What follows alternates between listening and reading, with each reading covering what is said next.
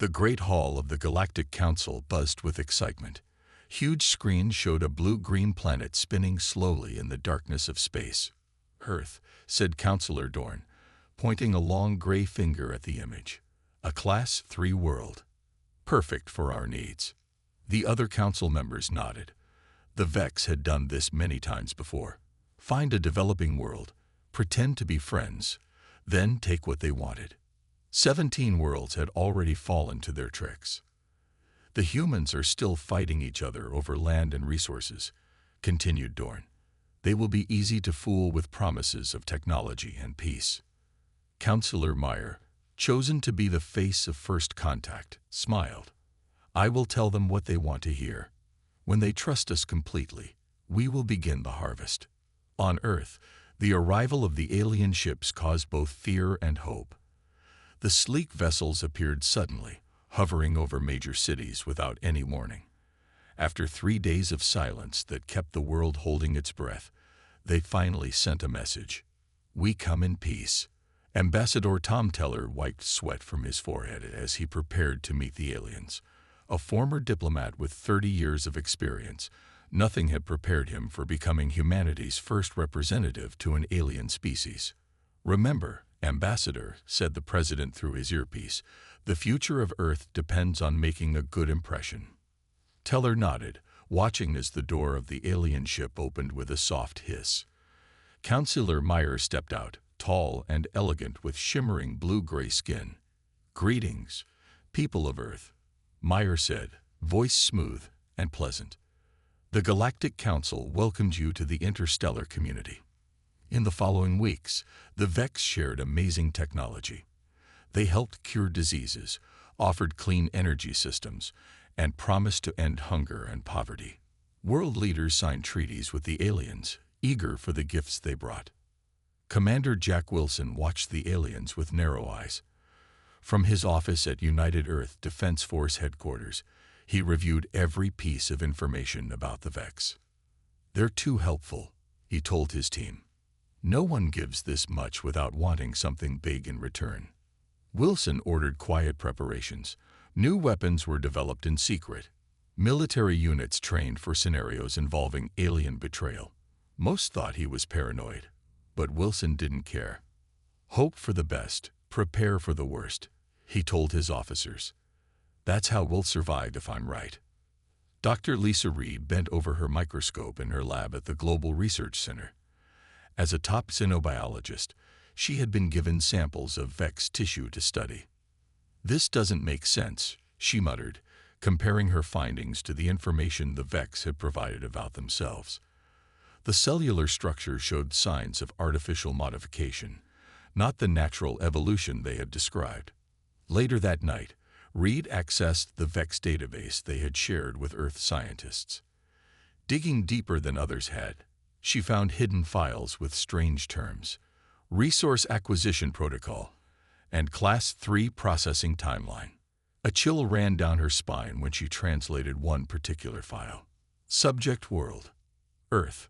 Status, preliminary assessment complete. Recommended action. Begin atmosphere modification within 6 months. Estimated resistance, minimal. Projected completion of harvest, 1 standard cycle. Reed downloaded everything she could find and encrypted it. She needed to reach Commander Wilson immediately. Her hands shook as she sent him a secure message. "The Vex are not what they seem. Earth is in danger." Meanwhile, Ambassador Teller enjoyed dinner aboard the Vex command ship, unaware that he smiled and made toasts with those who had already scheduled Earth's destruction. The Vex had started the countdown.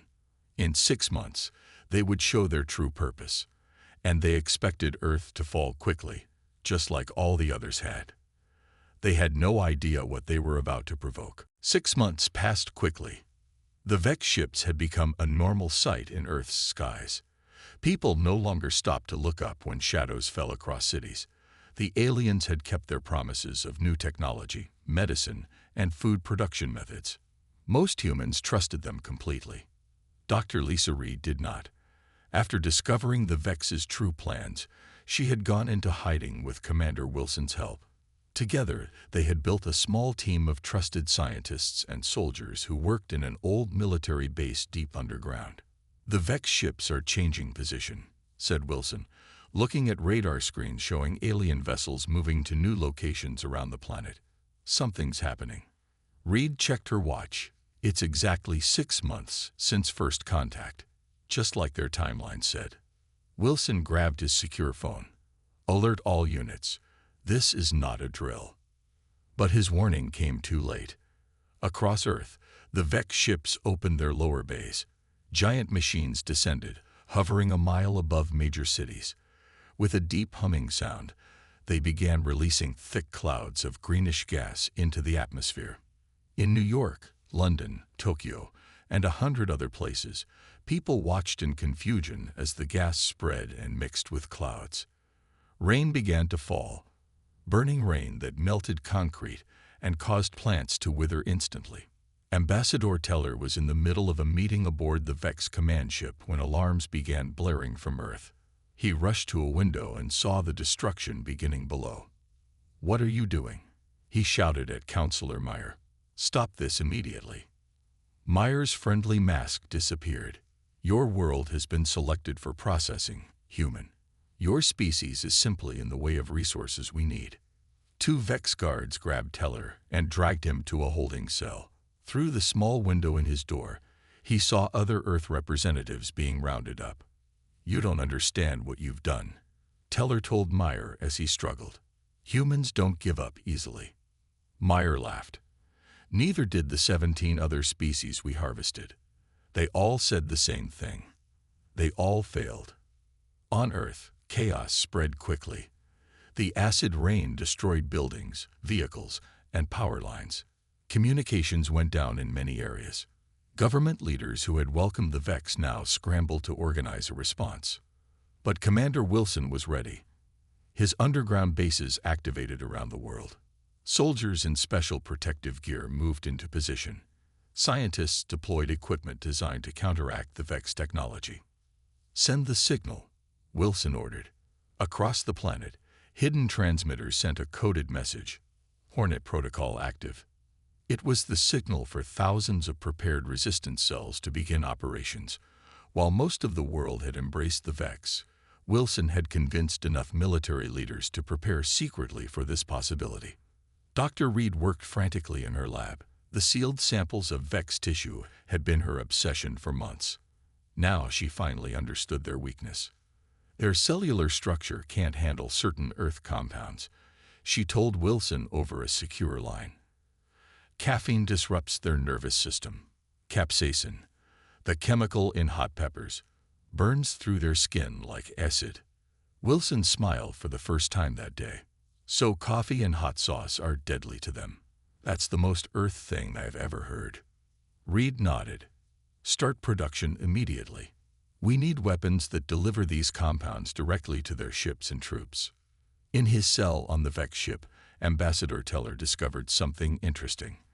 The Vex had left his personal items untouched, including a small device in his pocket that could receive transmissions from Earth.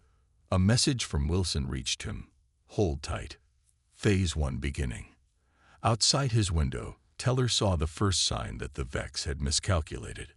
A small Earth satellite, thought to be harmless, suddenly changed course and accelerated toward a Vex destroyer. The resulting explosion tore the alien ship in half. The Vex had expected Earth to fall in days.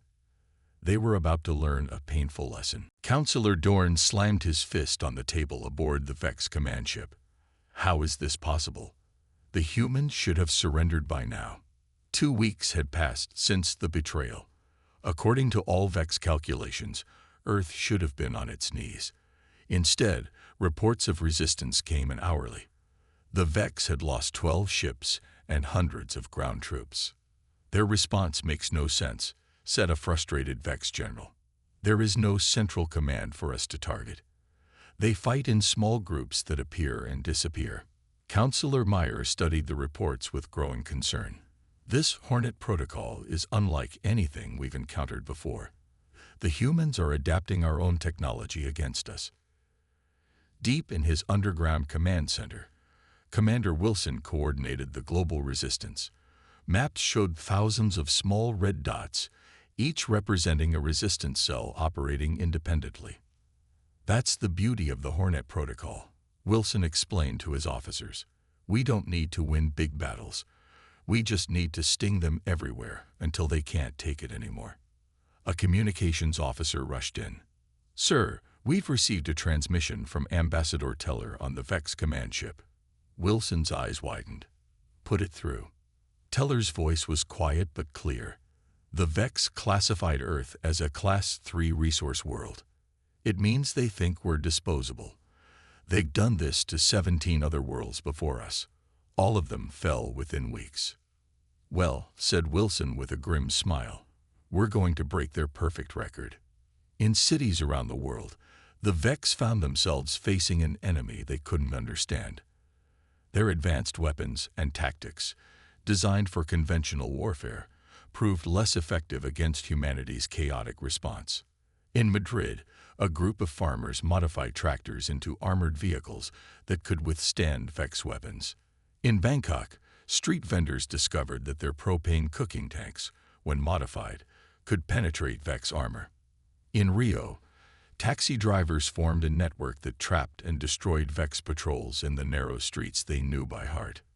Dr. Reed traveled between resistance bases, distributing her most important discovery, a mixture of concentrated caffeine and capsaicin that could be loaded into ordinary water guns. Simple, but deadly to Vex biology.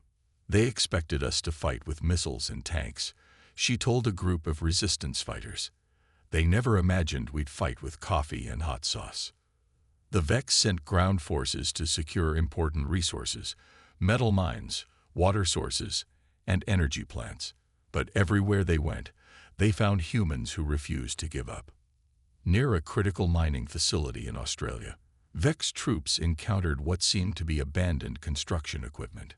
When they moved closer, the machines suddenly roared to life, controlled remotely by resistance fighters hiding miles away. Giant shovels and drills turned into weapons that crushed Vex soldiers before they could react. In North America, Vex ships searching for water sources were lured into traps. Humans used their knowledge of weather patterns to hide in snowstorms and attack when Vex sensors were blind. On the Vex command ship, Ambassador Teller had gained a small freedom.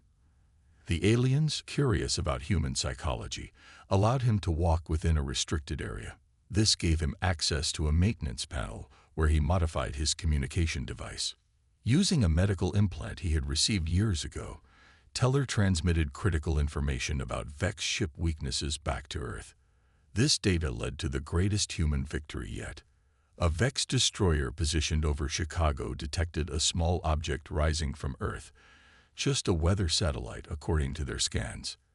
They ignored it until the satellite suddenly changed course, accelerated, and struck the destroyer's engine section with surprising precision. The explosion lit up the night sky as the massive ship broke apart. On the ground, humans cheered as burning pieces fell into Lake Michigan. In the Galactic Council chamber, representatives from other species watched these events with growing amazement. One elder member spoke what many were thinking. We may have seriously underestimated these humans. 3 months after the invasion began, the Vex held an emergency meeting. Their neat timetable for harvesting Earth had fallen apart completely. Impossible, muttered Counselor Dorn, reviewing the latest reports. The humans should be broken by now. They are not only surviving, said the Vex chief scientist. They are evolving. Look at this. The screen showed images of human fighters using modified Vex weapons. In one video, a small team disabled a Vex tank, removed its power core, and within hours had adapted it to power their own vehicles. How are they learning our technology so quickly? Dorn demanded. Their minds work differently, explained the scientist. Where we advance through careful planning, they leap forward through desperate innovation. Deep beneath the Rocky Mountains, Commander Wilson stood in humanity's most secret facility, Project Prometheus. Around him, hundreds of engineers and scientists worked on captured Vex technology. Show me our progress, Wilson said to the project leader. We've reverse-engineered their energy weapons, the leader explained, pointing to rows of modified rifles. And we've nearly cracked their shield technology. Wilson nodded. And the shuttle? The leader smiled and led Wilson to a massive hangar. Inside sat a captured Vex transport ship. We understand how it works now. More importantly, we've improved it. Wilson raised an eyebrow. Improved. Their engine design has inefficiencies they never corrected. Our engineers fixed them. This ship is now 20% faster than when we captured it. Wilson placed his hand on the ship's hull. When can it fly? 2 days. We're calling it the Prometheus one. It will be humanity's first faster-than-light ship. Perfect, said Wilson. Begin planning the raid.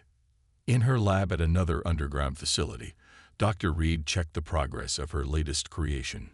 Tanks of liquid bubbled with a mixture of Earth compounds that were harmless to humans, but deadly to Vex biology. The airborne version is ready, she told her team.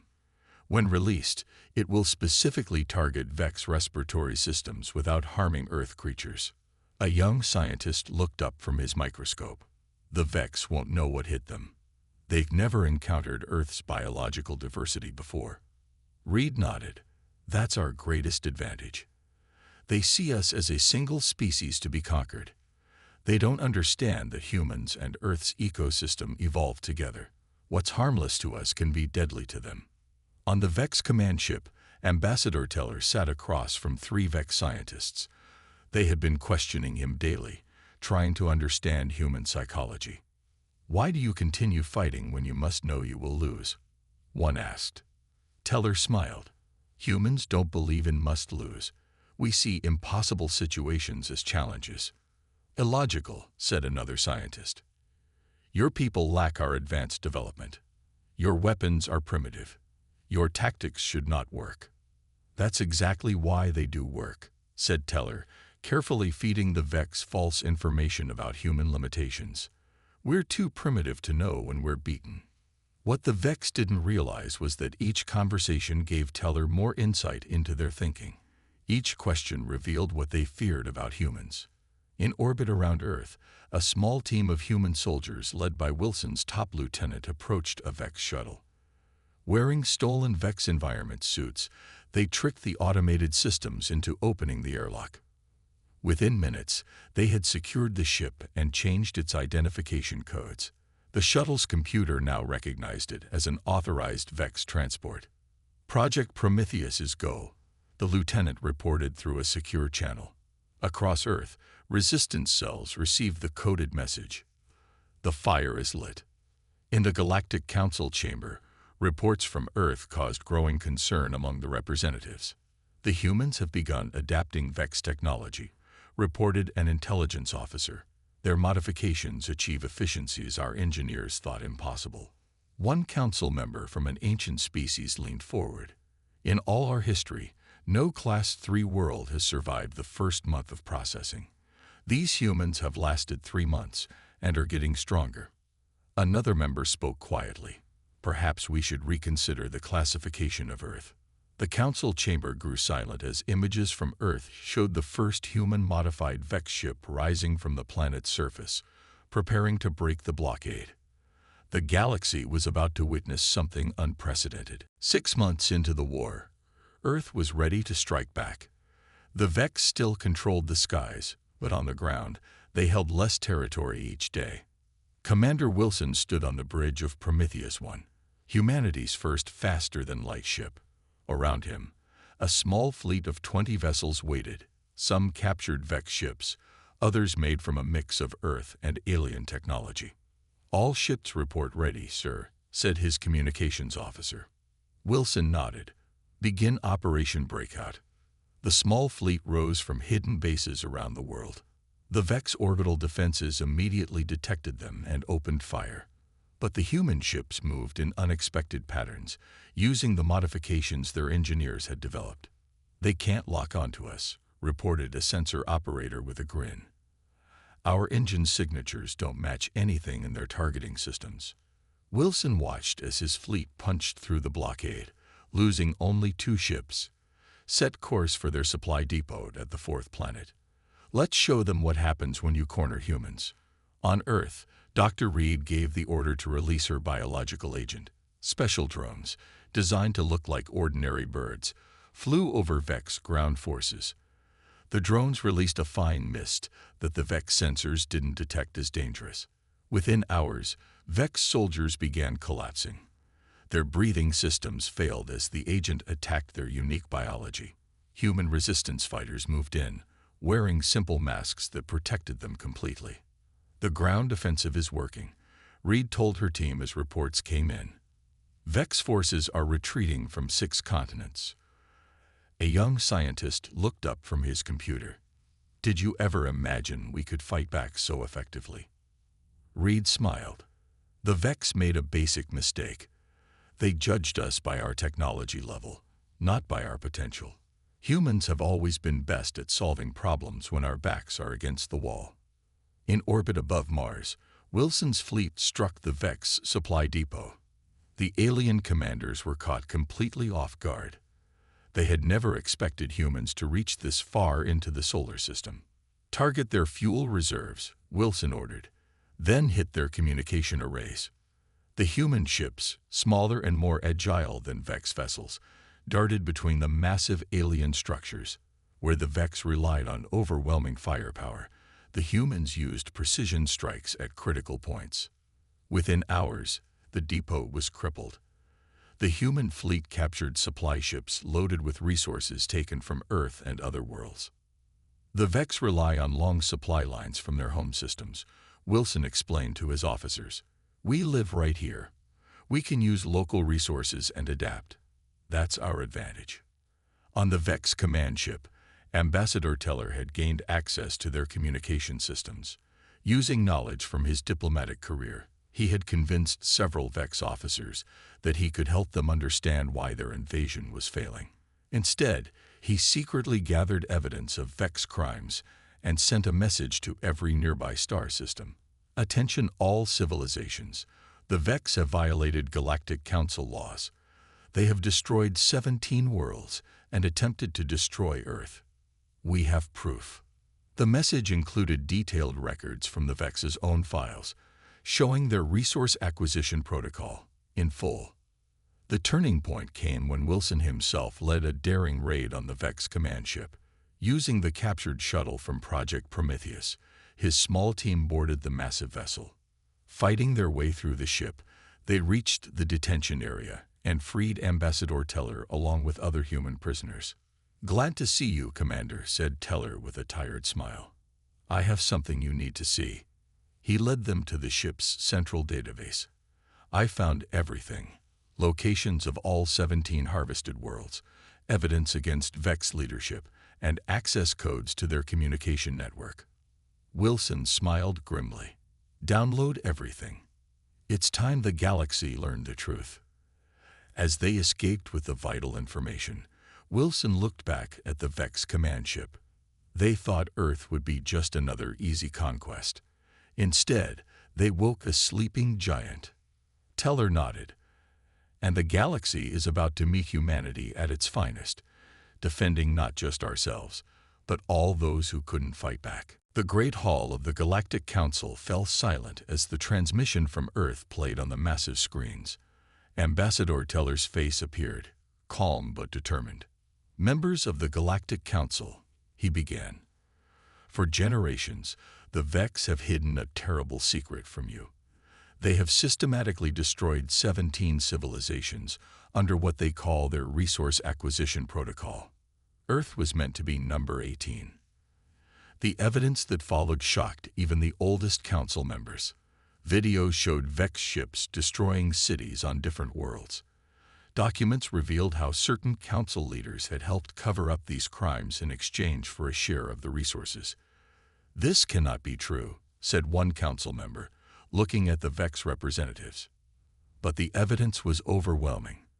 Using the access codes Wilson and Teller had captured, humans had unlocked the entire Vex communication network. Nothing remained hidden. Commander Wilson stood on the bridge of his flagship, now named Defender. Around him, Earth's new space fleet prepared for its most important mission yet. "Set course for Lumeria," he ordered. "Our scans show their people are still alive in containment facilities." Lumeria was the most recently harvested world before Earth. According to Vex records, the Lumerians had been placed in stasis while their planet was stripped of resources. "This will be the test of what humanity stands for," Wilson told his officers. "We could just save ourselves. But that's not who we are." The Earth fleet jumped to faster than light speed, using the improved engines that human engineers had developed. They traveled farther than any humans had gone before. Dr. Reed made a discovery that changed everything. In her lab, she analyzed Vex DNA from different time periods. "Look at this," she told her team, pointing to her findings. "The Vex have been secretly adding DNA from harvested species to their own genetic code." The evidence was clear. The Vex weren't just taking resources from other worlds, they were stealing genetic material to enhance themselves. "This explains their interest in Earth's biodiversity," said Reed. "Our planet has more species than any world they've encountered." When this information reached the Galactic Council, many members who had remained neutral could no longer stay silent.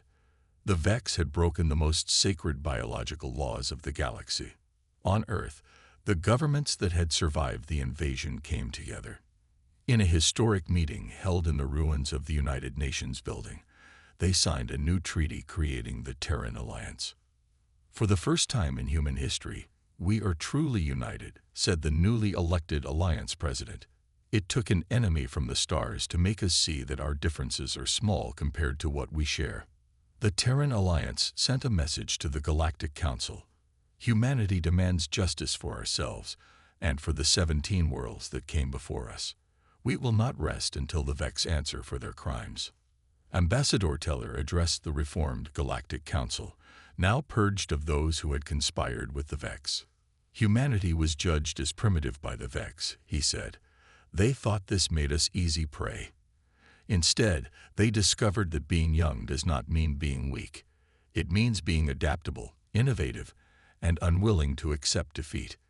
The council members listened with new respect.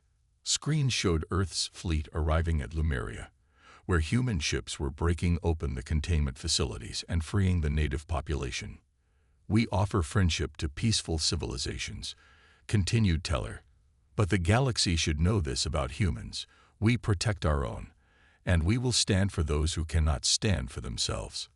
As he spoke, reports arrived from across the galaxy. The Vex Empire was crumbling as evidence of their crimes spread. Several Vex leaders had already been captured trying to flee to uncharted space. The species that had once looked down on Earth now watched with a mixture of fear and admiration as humans stepped onto the galactic stage. Humanity had been provoked.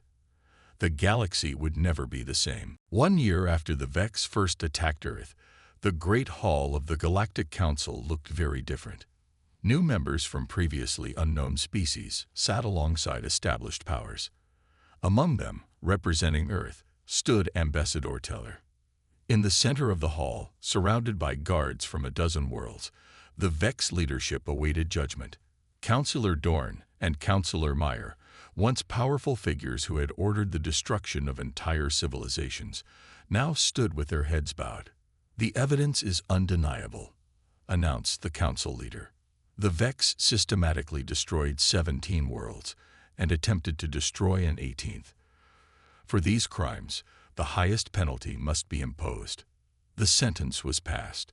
The Vex leaders would spend the rest of their lives helping to rebuild the worlds they had damaged.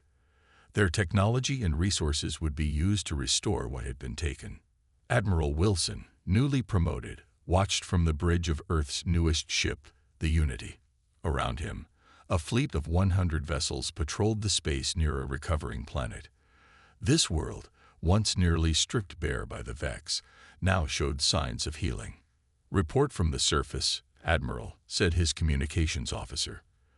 "The Lumerian restoration team has successfully restarted their ecosystem in the northern region."